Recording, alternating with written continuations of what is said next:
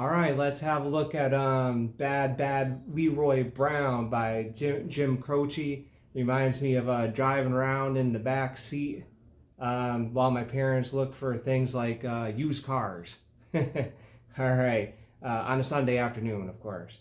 But let's have a look at this intro. Well, actually, what do we have here? G, D7, A7, string 4 fret 2, string 2 fret 2. Let's do it like that, or with this fingering also. B7, which we did in the summertime and one other song, and then of course our friendly C chord, which we've been doing a while. Okay, so let's have a look at this intro, see what happens here.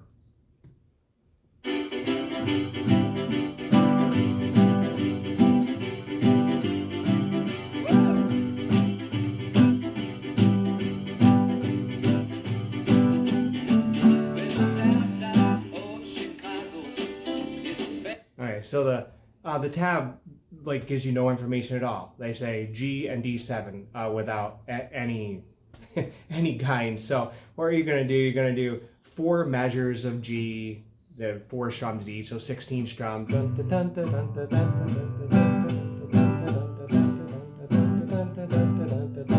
then you're gonna do 3 more measures, which would be 12 strums.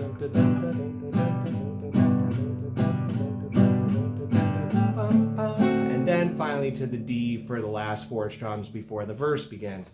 You can't really do exactly what the piano does here. I mean, you could.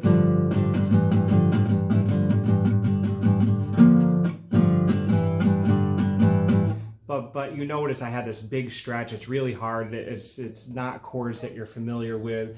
So we can wait on that. For now, I would do this thing called boom chuck, where you pluck the lowest note of the chord and then do the rest of the chord. So boom chuck, boom chuck, boom chuck, boom chuck, boom chuck. And don't worry too much if you get all 5 strings of the G chord. Just make sure you get the lowest one right, and then however many you get after that. Sometimes I hit it, sometimes I don't. That's not really that important. What's important is the bass, and then you hear some higher notes. So I'm counting that as 1, 2, 3, 4. I'm counting the boom chuck as 1 strum, even though I guess I shouldn't have done that. But yeah, it's 1, 2, 3. Yeah, that's how you count that. Okay, and then of course D7, you're gonna have to get the 4th string as the lowest note, and so on with each chord. Now let's see what happens in the verse.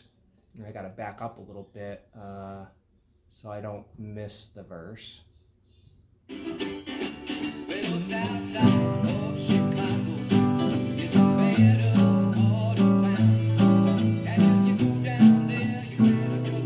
H turn.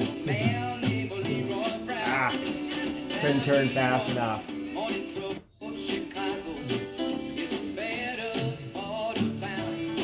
Here it comes.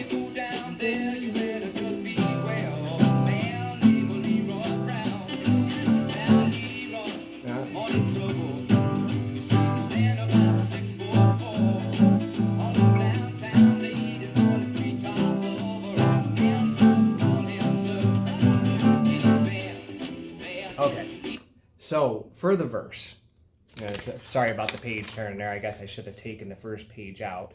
But what you're doing is the boom chuck pattern for 8 times. The baddest part of town. 8 times on the A7, same thing. If you go down there.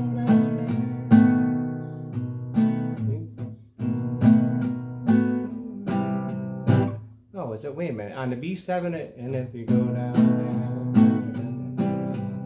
Oh, so it's only 2 times on the B7 and 2 times on the C chord. Sorry, I had 4 times written down, but it's only 2 and 2 for B7 and C, the boom chuck pattern. Sorry, I'm out of the screen there.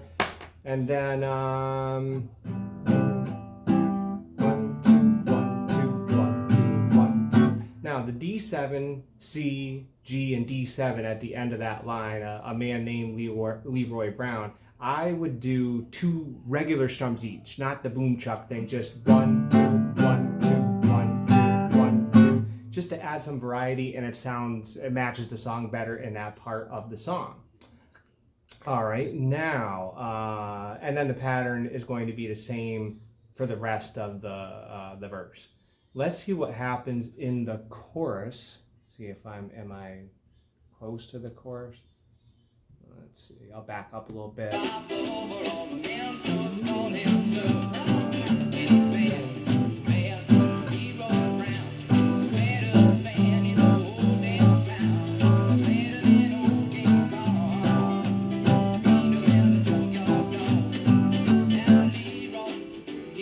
Boy, is that song fun. Okay, of course.